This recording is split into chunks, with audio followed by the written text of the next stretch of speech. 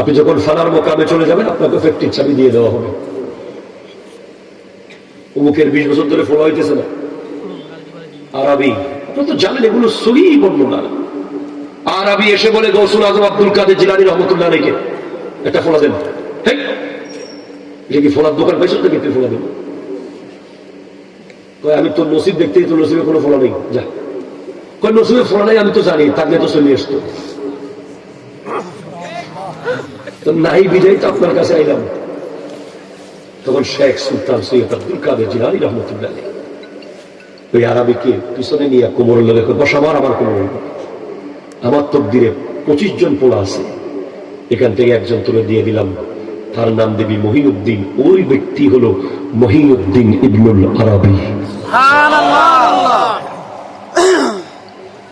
আমার দেশে একটা বিভ্রান্তি ছড়ায়, আমরা নাকি অলির কাছে চাই, অলির কাছে যাইয়া চাই, মাজার ফুজারি এই কি জানি বলে। ওয়াল্লাহ আমরা অলির কাছে চাই না, অলির নাম নিয়া অলির সামনে রাখা আল্লাহরে কই আমার দিকে না তাকান, এর দিকে তো তাকান।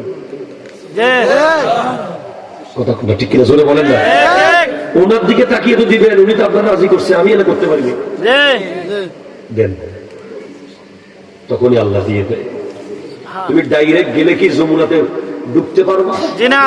কাছে তুমি যদি এখন উপদেশটা একজন ঢুকো, নিয়ম ওসিলা এটা ইসলামে আছে, জায়েজ।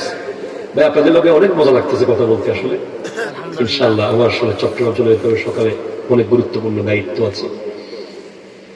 ইনশাআল্লাহ আল্লাহ পাক আমাদেরকে 5 ওয়াক্ত নামাজি হওয়ার তৌফিক দান করুন। আমিন। রুহুকে খাবার দেন। খাবার কাকে দিবেন? রুহুকে। বলেন নামাজ কিসের খাবার? সবাই বলেন কিসের খাবার?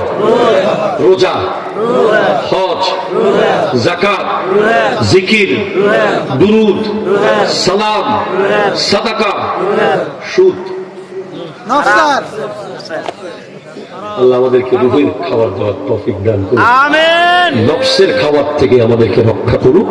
ওয়া মা তৌফিকি ইল্লা বিল্লাহ। ওয়া আখিরু দাওয়ানা আনিল